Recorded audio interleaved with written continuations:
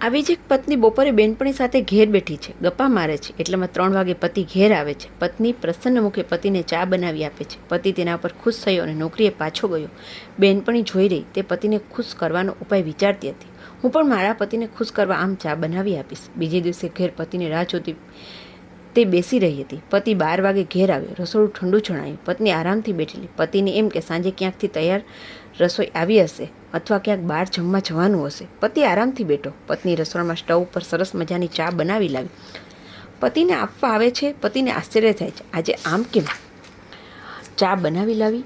અત્યારથી ચાની શી જરૂર છે? મારે ખાવું છે. અરે પણ હું બેનપણીના ઘરે જઈને આવી છું, ત્યાં જોઈને આવી છું કે તેનો પતિ ચા પીને ખુશ થાય છે. મેં તે પ્રત્યક્ષ જોયું છે, પણ તમે ચા પીને ખુશ થતા નથી. પતિ કહે, તારી બેનપણીનો પતિ કેટલા વાગે ઘેર આવ્યો હતો? પત્ની કહે, 3 વાગે. પતિ કહે,